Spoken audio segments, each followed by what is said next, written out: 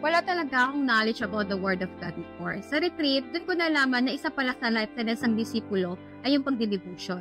Sabi lang kasi sa akin, you have to read the verses in the Bible and whatever you understand on that verse, sa tingin mo, yun yung isulat mo na nireveal sa'yo ng Lord.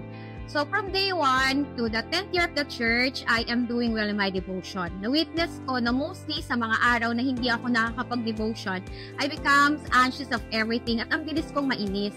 Naintindihan ko na kapag gusto mo magkaroon ng deeper relationship sa Lord, you have to go in a deeper relationship with His Word. Kasi the Word is the Lord and the Lord is the Word.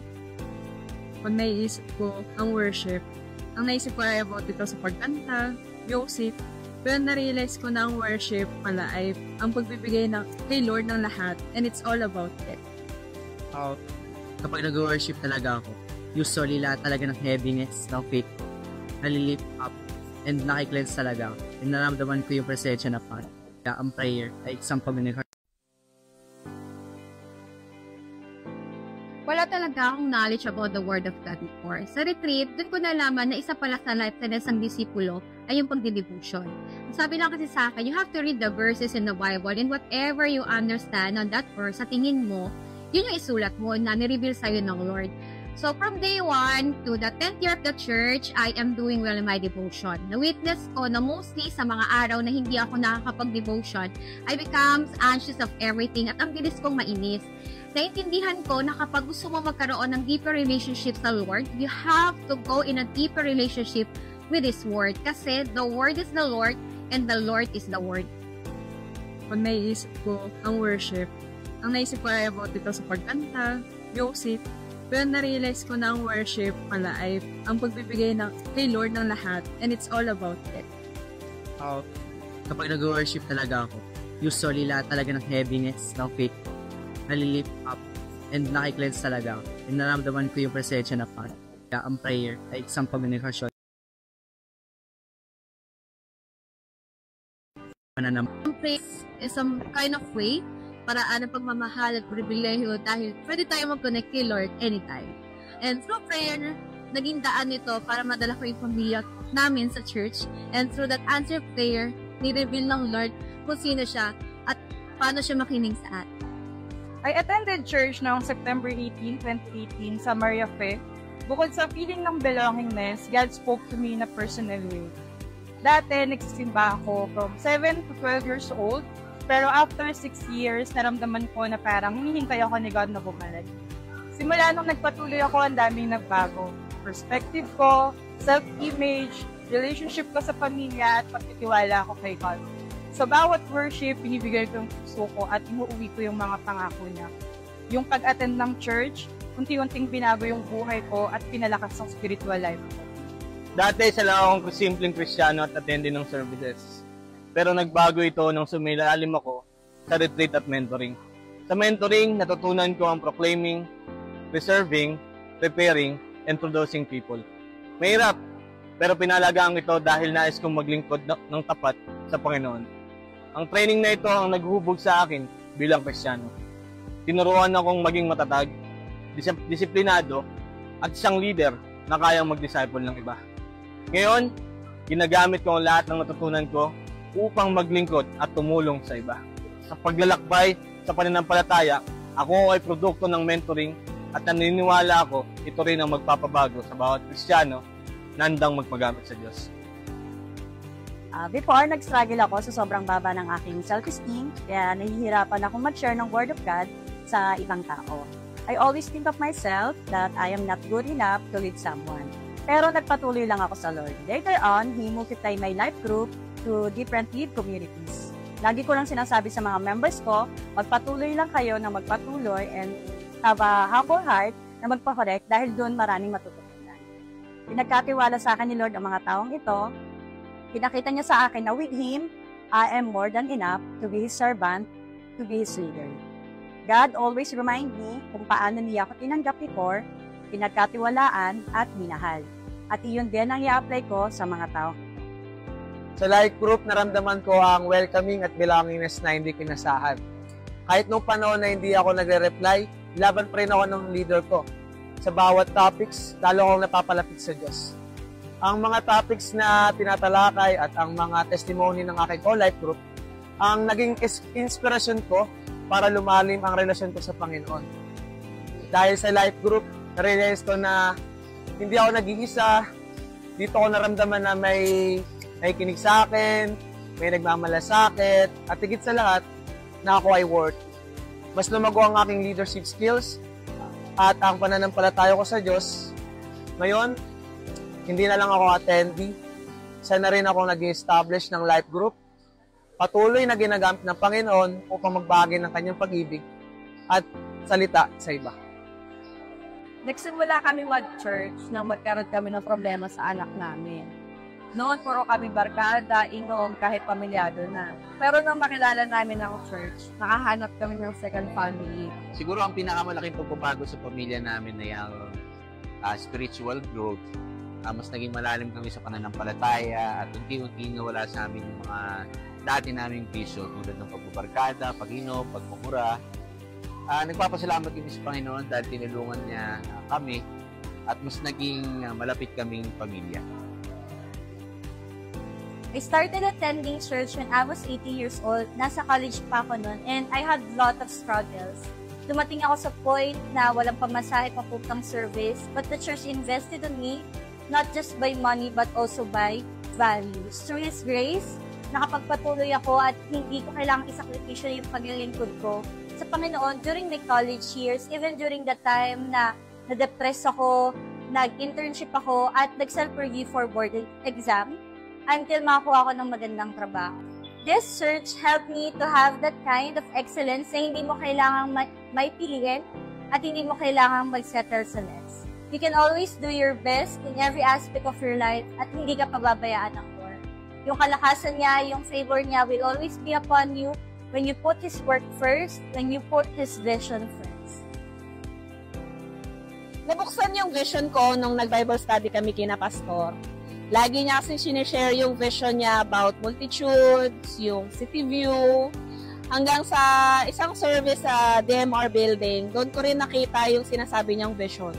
Yung multitudes, yung city views, and yung professional worshiping God.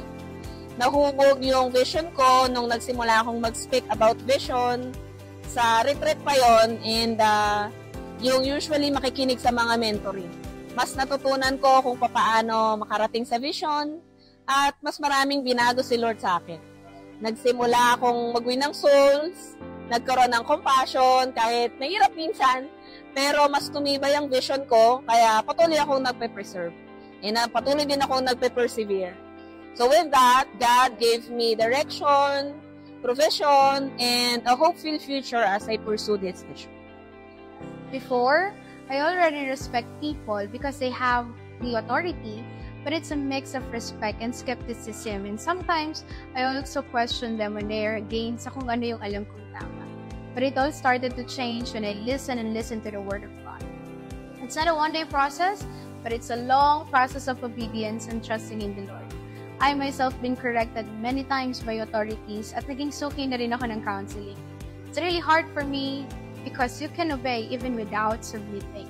Submission is even you don't like it or don't even understand it, but you still obey with the right heart. I believe that submission to authority is not only improved by spirituality, but it also gives me anointing and confidence.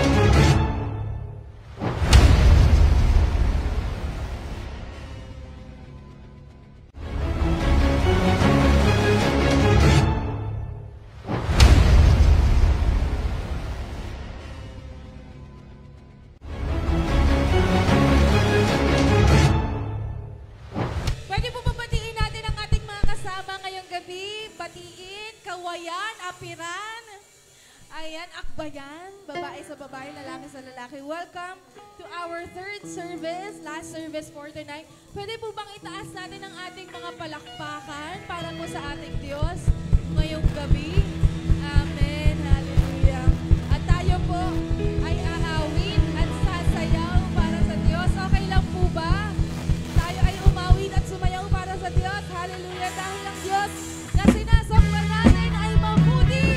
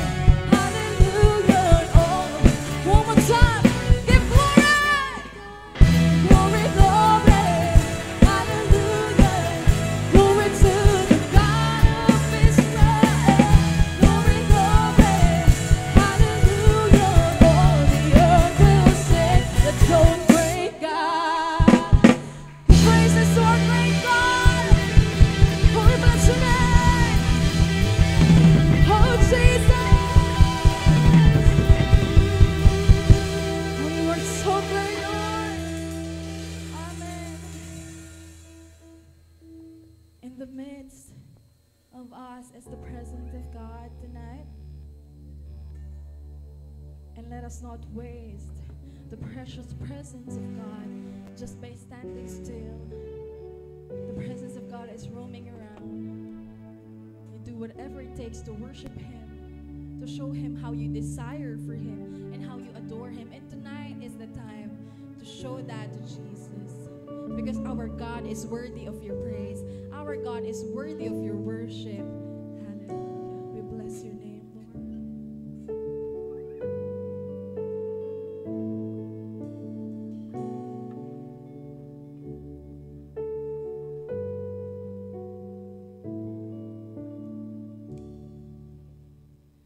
It was my cross you bore, so I could live in this freedom you died for.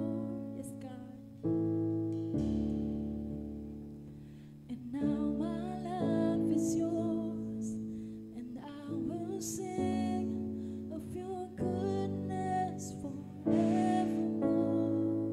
While our hands raise up, you say, worthy is your name, Jesus. You deserve the praise. Oh, worthy is your name. Worthy is your name, Jesus. You deserve the praise. Oh, worthy is your name. You deserve all the praise.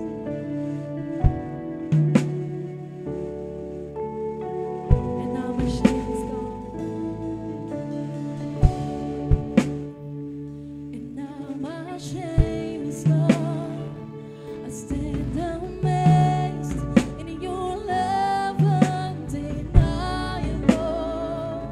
Praise goes on, your grace goes on, and I will sing of your goodness forevermore. Worthy is your name, Jesus. You deserve the praise. Oh, worthy is your name. Worthy is your name, Jesus.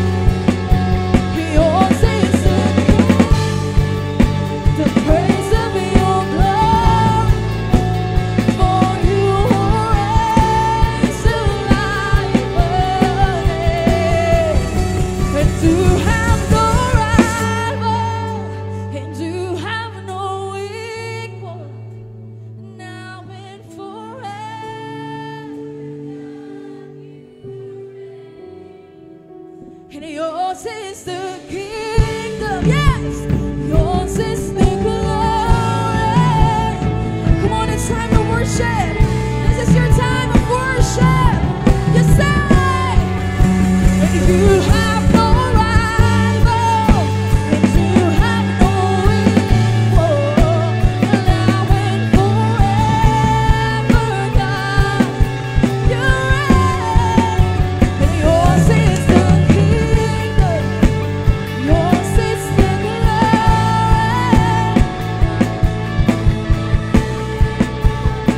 He is the most powerful name, more powerful name it is, more powerful name it is.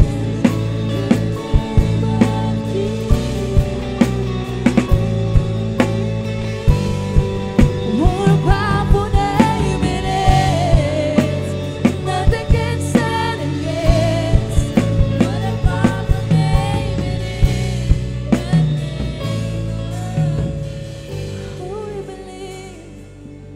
Lord, we believe you're the most powerful name. For this very moment, could we all honor the name of the Lord who heals, the name of the Lord who frees, the name of the Lord who breaks every stronghold? Can we glorify that name, the sweetest name of all?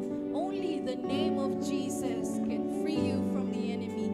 Only the name of Jesus can break every bondages in your life.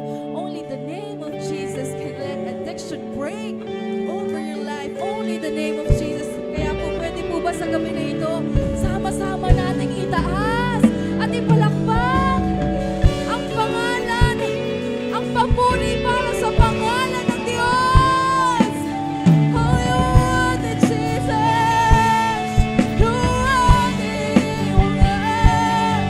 dahil karapat-dapat ang ating Diyos na papurihan.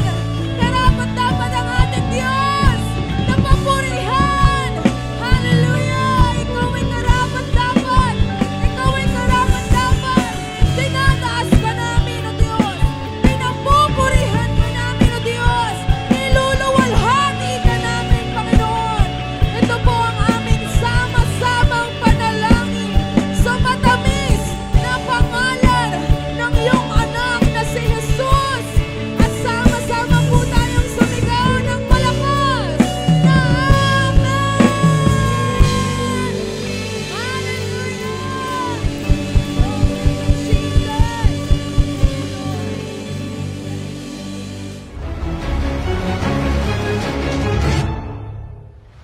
Hingin natin ang pinakamataas at malakas na palakpak para sa Panginoon. Hallelujah! He deserves the praises. He deserves the glory. Hallelujah! Once again, palakpakan po natin uli ng malakas at may kagalakan sa ating puso ang ating Panginoong Diyos na narito ngayong gabi. Amen! Hallelujah! So as you settle down, maaari bang libutin muna natin, ikutin muna natin ang ating lugarin na may pagbatian sa ating mga kasama at i-greet sila with a smile. Ayan, huwag niyong palalampasin yung mga hindi natin nakakamayan dyan, di ba? Amen.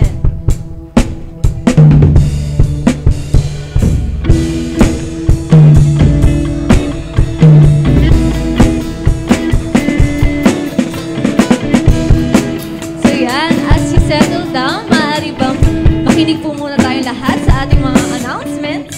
Ayan, sa ating mga fellowship, tuloy-tuloy pa rin po ang ating gawain. For all ages po ito, meron po tayong fellowships sa ating mga kabataan. Sino rito yung mga kabataan? Woo! Wow! Yun talaga, batang-bata, di ba? Sa ating mga kabataan, meron po tayong gawain every Saturday po sa ating sambahan. Meron po tayong workshop at 2 p.m. sa mga nais po mag-join, maging part po ng praise and worship team at matuto sa ating tech. Ayan, sa mga gusto pong matuto mag-instruments, yung mga gusto rin matutong sumayaw, kumanta, may workshop po tayo dyan. 2 p.m. po yan ng Saturday. And after that, 3:30 p.m. naman po ang start ng program proper sa ating mga kabataan. Ito ay tinatawag na Breakthrough Youth Service. So let us all join them sa ating gawain na to, lalo-lalo na sa mga kabataan na naririto. And also, meron din po tayong gawain for young adults. Every Friday naman po ito. every second and fourth Friday of the month. Sa Shell po ito ginaganap. Sa tabi po ng Donkey, lahat po ba dito nakakalam kung saan yung Donkey? Sa mga young adult dyan, di ba? So dito lang po yun, katabi lang po siya ng Donkey. At 6:30 p.m. po, let us invite more sa ating gawain ito, lalo-lalo na sa mga kabata, sa mga young adults, sa kanilang mga katrabaho, sa kanilang mga kaklase sa college. Ayan. And also, meron din tayo para sa mga adults. Sa mga adults naman po, meron din po tayo gawain din sa Shell. At 6:30 p.m. din po yan. And ito yung po para sa mga kananayan, katatayan, ganyan po. And also, we encourage you to be part of this fellowship. Sa mga narito pong mga nanay, yan, sa mga adults po. And also, meron din po tayong couples. Sa mga couples po, may partner po dyan. Every other Thursday naman po ito sa ating sambahan. 8:30 p.m. po ito ginaganap. Ayan, so, at sa mga naka-attend, nakakompleto. Sino dito nakakompleto na biblical strength? Biblical foundation to strengthen our values. Yung series, yung 10 Commandments. Yes, taas ng kamay. Sino nakakompleto? So, yun, maaari po natin ma-receive yung certificate natin. Just coordinate with Sister Jane. Ayan, sa labas po ito sa registration. Ayan, maaari nyo po makuha yung certificate nyo. And sa mga kabataan ulit, ayan, let us all tune in sa ating lead campus. Maaari. Magbabalik po natin ang lead campus. Friday po yan. Sa mga nais po na mag-support, mag-engage po sa ating gawain, just kindly coordinate with your leaders po. And or di kaya kay Pastora Heidi, okay? So ngayon, harvest event pa rin po ngayon. Harvest event. Harvest Sunday pa rin po ngayon. So, ang tema po natin, maaari po ba natin i-flash sa screen? Ang tema natin. So, ang sabi dito, Miracle Sunday presents Bring a Sick Person. So, I hope every one of us have an expectant heart. We have an open heart na magkaroon ng desire sa anumang nais natin ma-receive for this night, lalo-lalo na sa miracles na maaaring mangyari sa ating buhay. Okay? And also, we have, ayan, maaari ba rin natin mapakita yung invitation cards dahil narito pa rin po tayo sa ating harvest event. Ayan po. Kindly, yung harvest card po na yan, maaari po natin yung makuha sa registration area na kung saan kapag invite po kayo ng isa, may makukuha po tayong rewards dyan. Ayan, may marshmallow. And for the second reward is ball pen kapag nakapag-invite po ulit kayo ng another. And also, kapag nakapag-invite po ulit kayo ng pangatlo, ayan, magkakaroon po kayo ng surprise award. Okay. And ngayon, kung hindi naman, kung baga nakalagpas kayo ng tatlong invites, maaari po ulit kayo na makakuha ulit ng another harvest card and to claim another reward, set of rewards. And bago yan, maaari bang i-welcome natin ngayong gabi ang ating mga very important person. Ayan, mga VIPs na nakikita ko, Arnold, Irish, at may back to church pa nga ako nakikita dito si Harry. Maaari ba natin silang patayuin? Ayan. And let us all greet them. Let's all greet them with a lead clap. And 1, 2, 3, 1, 2, 3. Welcome to Lead Clap! Ayan, maaari natin kamaya sa mga nalalapit po dyan. Meron po tayong pinagdaan para sa inyo. At pakukuha niyo po ito later. Just stay po hanggang mamaya po ng service. Okay, alright. At sino po rito na maaari na po tayong mupo.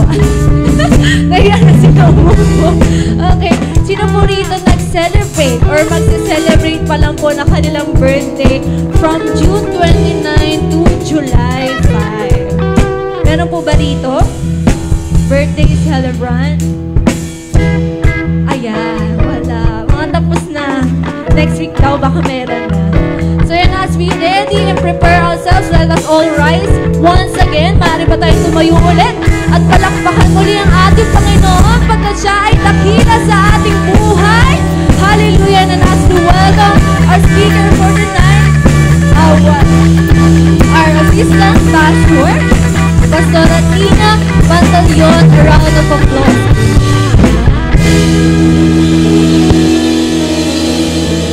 Sige po, patuloy natin. Dakilain, magitan ng pagtaas ng ating palakpak sa Panginoon. Sige po. Let us praise God. You deserve the highest praise. All the adoration, all the praises belongs to you, God. We thank you, Lord. Salamat po, Panginoon. Dahil ikaw ay mabuti, ikaw ay tapat, ikaw ay hindi nagbabago, Panginoon, sa aming buhay. We welcome you in this place. Kanina ka pa namin nararamdaman at nararanasan, Panginoon. And we are continuously asking, Father God, for your signs and wonders. You are our miracle-working God. Lord, this day, Panginoon, is a day of healing and restoration, O God. Hayaan mo, Panginoon, na patuloy na mangyari ang iyong nais sa puso ng bawat isa. Patuloy po kaming inaamin namin sa amin, Panginoon, sa aming puso at isipan na kailangan ka namin. We ask forgiveness sa anumang pagkukulang at pagkakasala, Panginoon. Sa anumang mga karumihan at pagkakasala sa isip, sa salita at sa gawa, Panginoon, patawarin po kami. At patuloy naming hinihiling, O God, mangusap ka sa aming puso, O God, in a very special way. Mangusap ka, Panginoon, sa mga bagay na namamatay sa aming puso. Patuloy mong buhayin, Panginoon. Let there be healing flow in this place. Let there be restoration, O God, of our image in each and every family, on whatever that had lost, O God. Lord, I pray that you deliver us from the works of the enemy in our lives, Panginoon. Salamat, O Diyos. Ikaw ang patuloy na manguna, mangusap, Panginoon, sa bawat isa. Patuloy mo po ako ibaba, Panginoon, sa inyong harapan. Ikaw ang maitaas, ikaw ang maidakila, Panginoon. Itinataas ka namin sa gawain ito. Itinatanghal ka namin, Panginoon, ang aming nag-iisang Diyos, ang kataas-taasang Diyos, hallelujah, ang Diyos na mabuti at Diyos na tapat ng aming buhay. Purihin ka, O Diyos, sa pangalan ni Jesus. And everybody says, Amen and Amen. Sige, kapatid, bago ka umupo, sabihin mo dyan sa kapatid mo, ako'y nagagalak dahil kasama kita.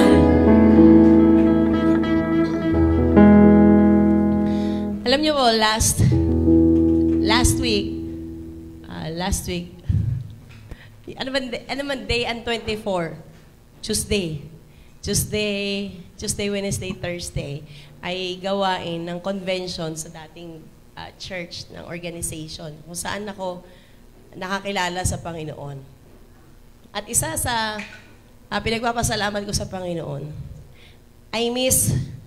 na-miss ko kung saan ako nanggaling. Kung saan ako, kasi nakita ko yung mga pastor, iba-iba yung mentor ko, si pastor ng about financial, yung isa about leadership, about setting goal.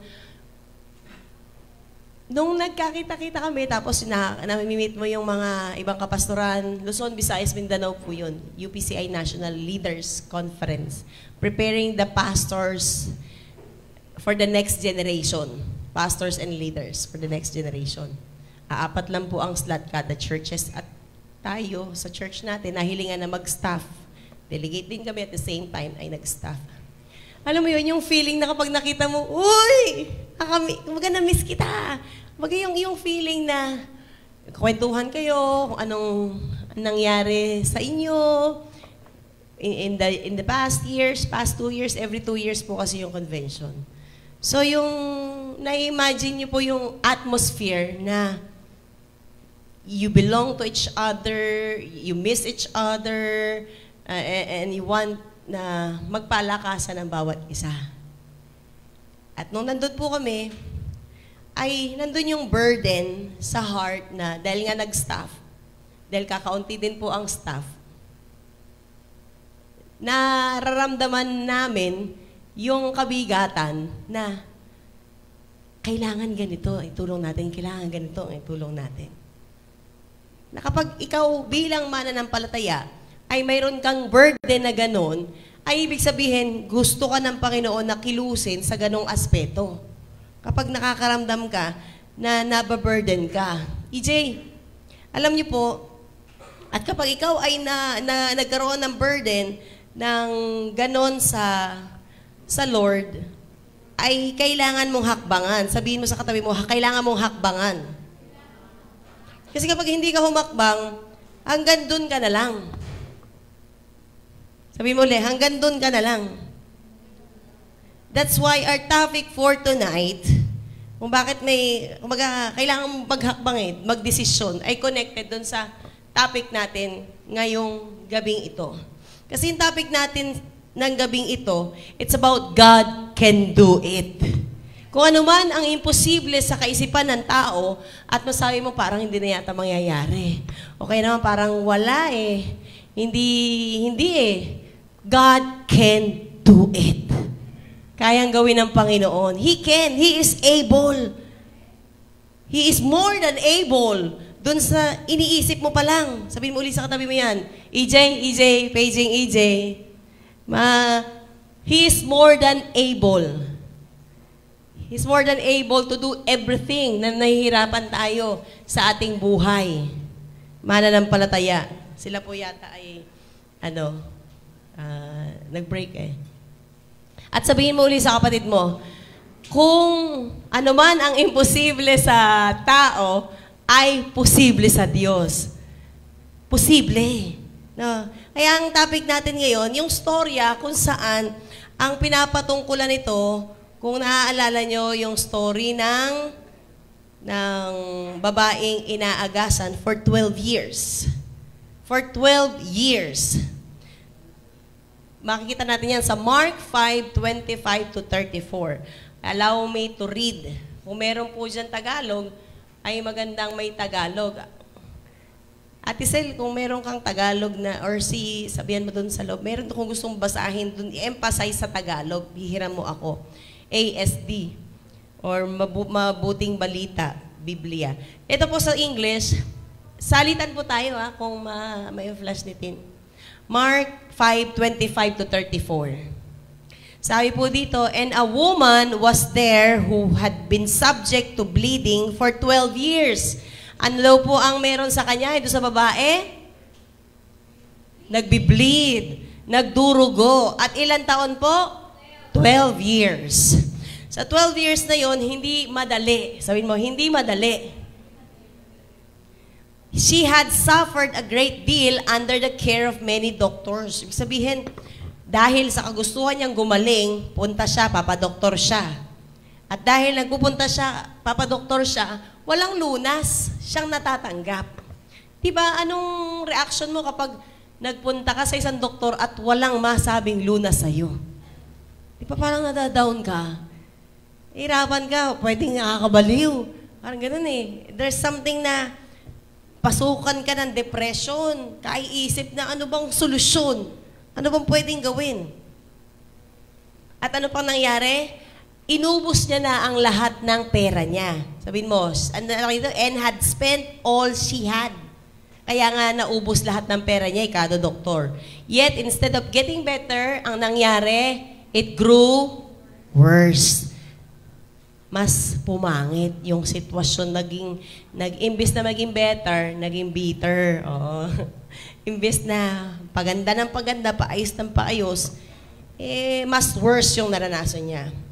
Verse 27, pakibasa po.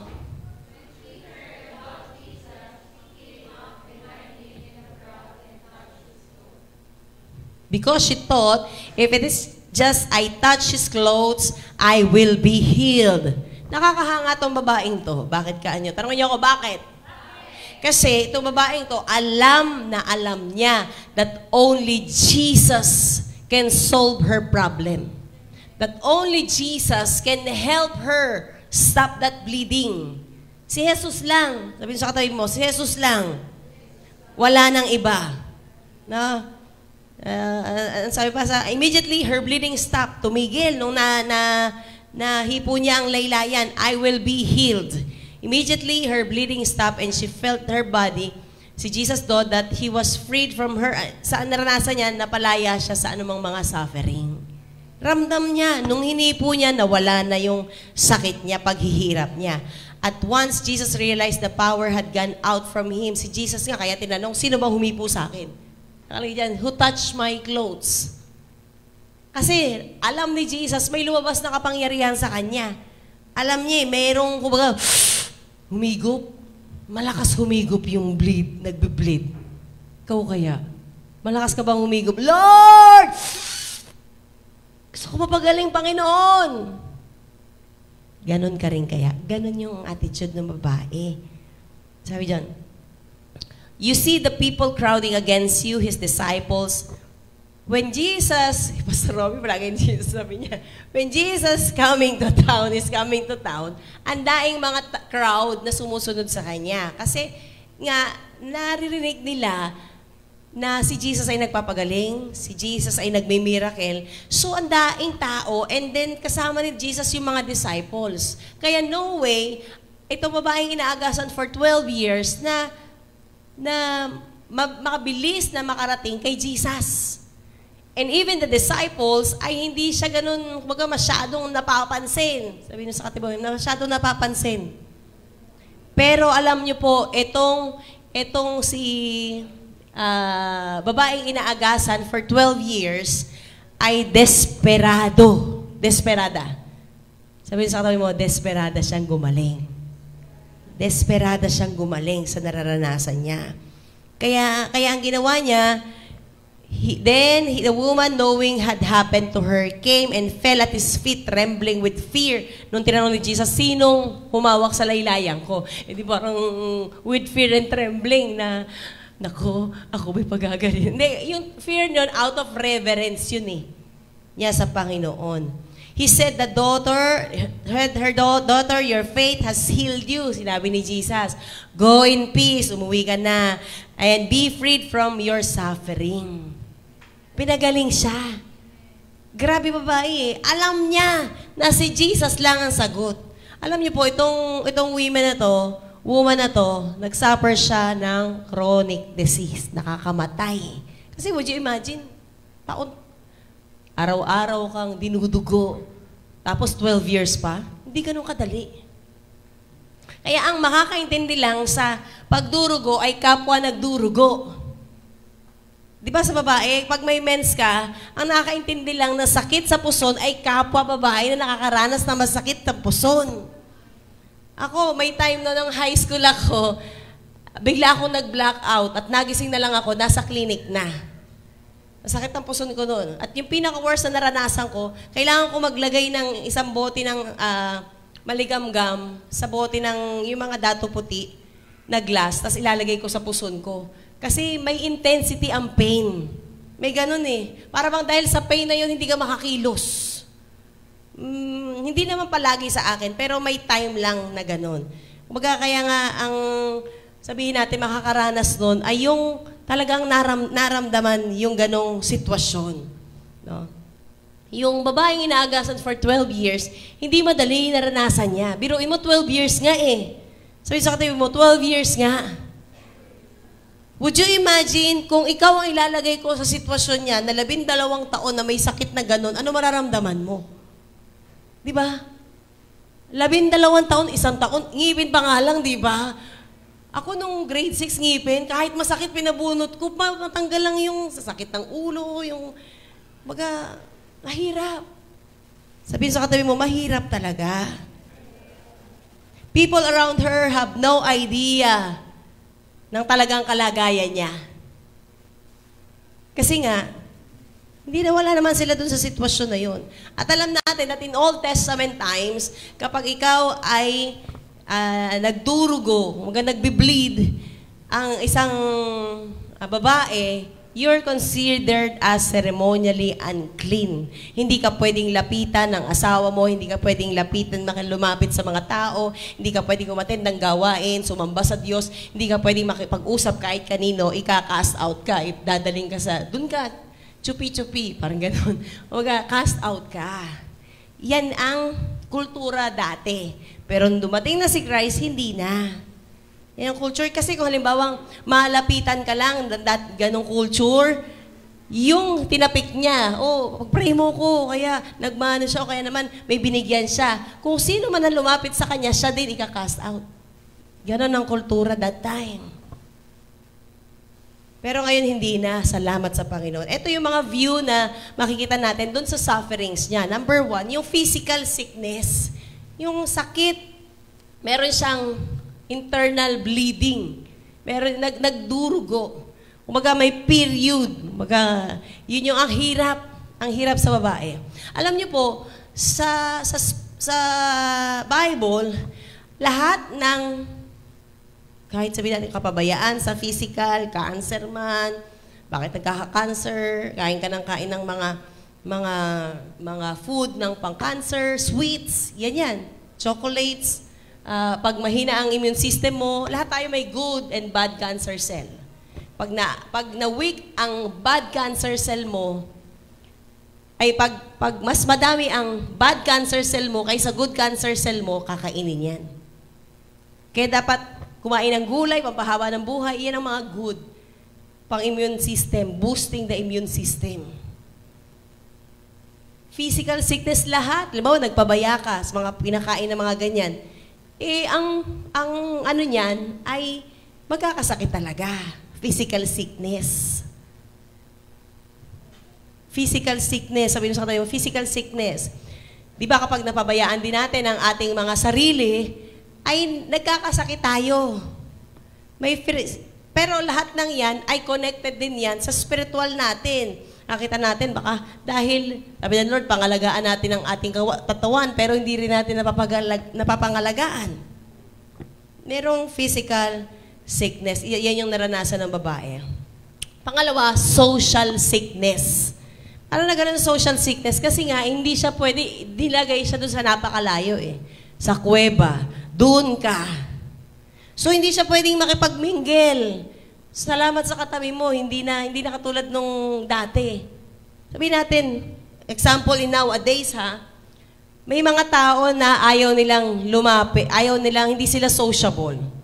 Kasi bakit? May naranasan sila in the past na ayaw na nilang makipagkaibigan uli dahil sa past nila. Iyan yung example sa social sickness. Sa babae naman kasi kinast out siya. Sa atin ngayon, ano bang mga naranasan natin in the past? Kaya ayaw makipagkaibigan.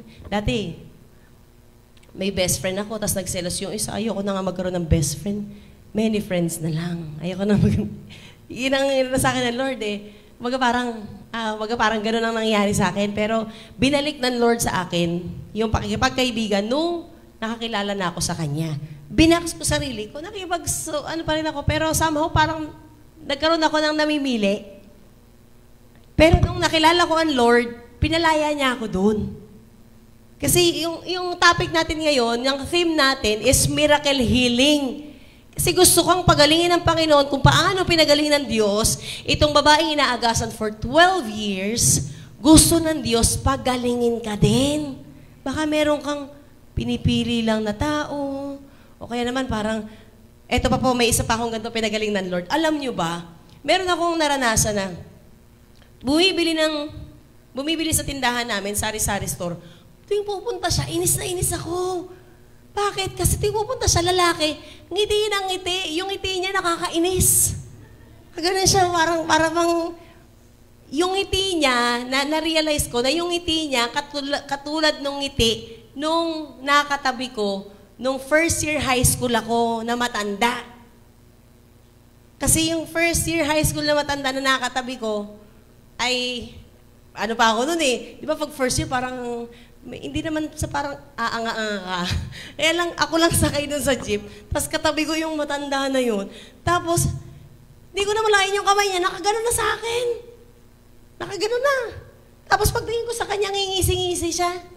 Kinakabahan ako noon.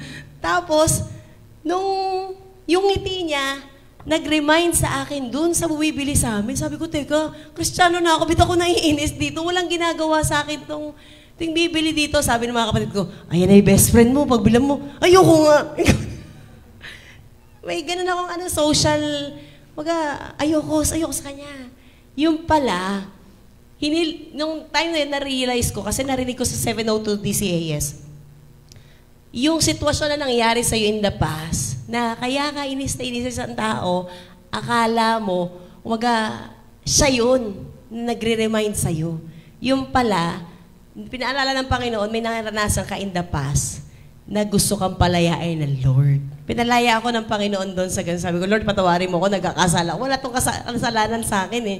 Pero inis na inis ako sa Kanya. Kasi nga, in the past. So, hindi ako ayoko talaga siyang pagbilan.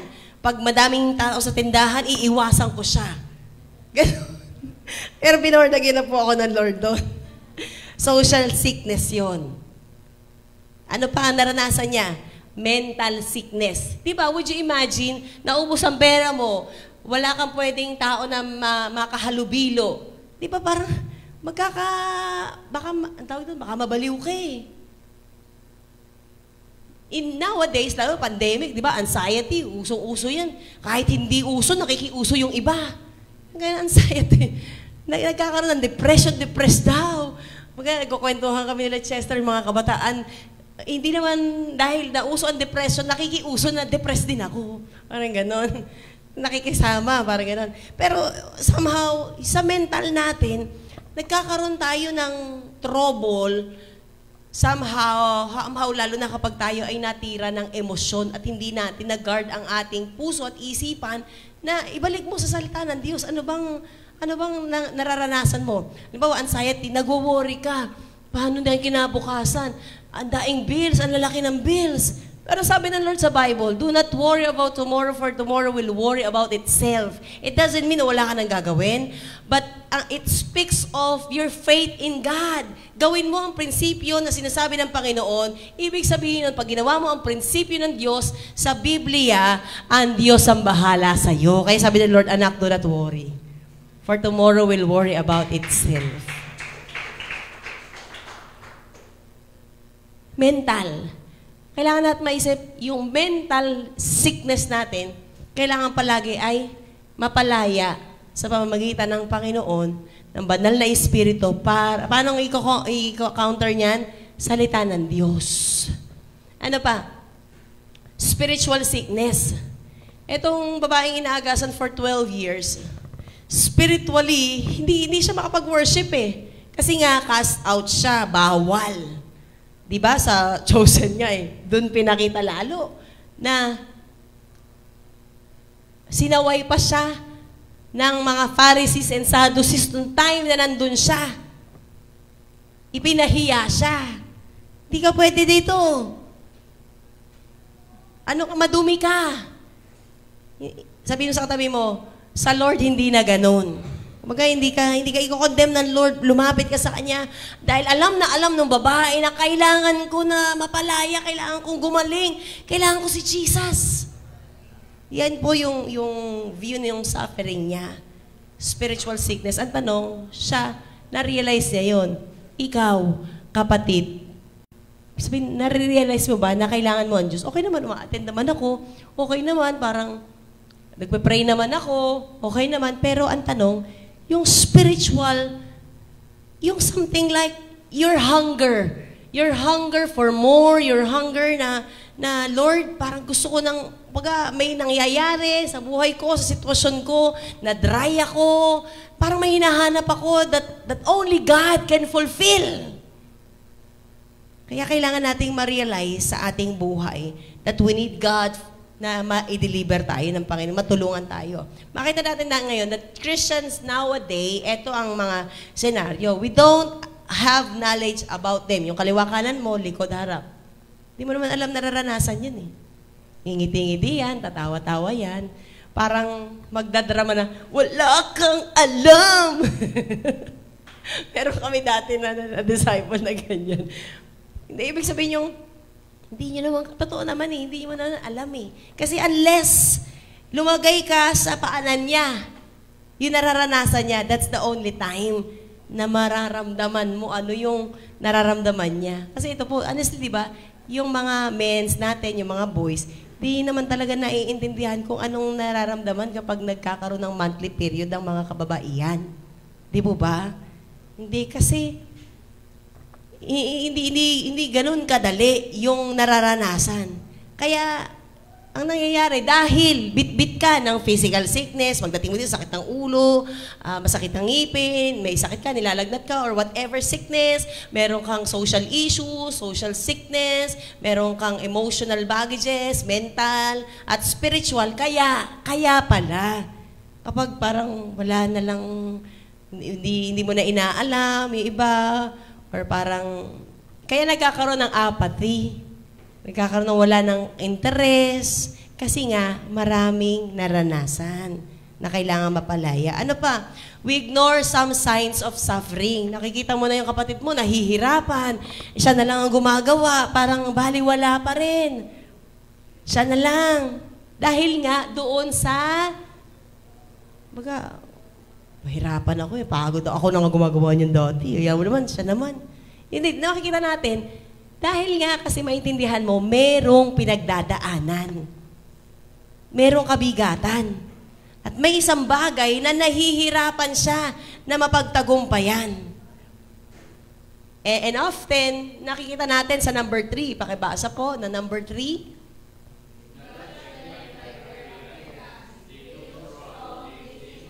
Yes. Kung nakikita natin, ay, malakas naman siya eh. Kaya niya yan. Akala mo lang, pero hindi mo alam. Yung mga times na weakest point niya. Sabi ko nga nung kanina, pinakita ko to kay Pastor, sabi ko, may nagawa akong preaching about healing. Salamat sa Lord, na-inspire. Nung nandun ako sa TCA, tapos sabi niya, anong point mo? Tapos pinakita ko sa kanya, tapos nilagyan niya ng yung outline ko sa 1, 2, 3. Baga, pinakita ko sa kanya, tapos binalangkas niya. Sabi ko, Lord, yung mga bagay-bagay na nararanasan namin, sometimes, sa buhay namin, ay we tend to judge people by their appearance. Ito, number 1, halimbawa, ganito. Meron akong na-meet sa school na kapag titingnan ko siya, nakakatakot. Ayoko nga siya lapitan pag nakikita ko siya kasi sobrang strict siya. Sa unang tingin mo sa kanya, sa appearance ng face niya, ako na-experience ko yun, na may takot ako sa kanya. Tapos, along the way na pakikipag-usap ko sa kanya, nagulat ako na kinukwento ko kasi yung development ng anak ko. Pagkatapos, ay, ganun ba? Na-curious siya, sabi niya, Sister, kasi kinuwento ka na rin, nag-handle po kami ng church pag-asawa, ganito po ang ginagawa namin sa anak ko, ganito po ginagawa namin sa church. Tapos sabi niya, ay, sister! Sabi niya, ano bang may advice mo sa akin para ako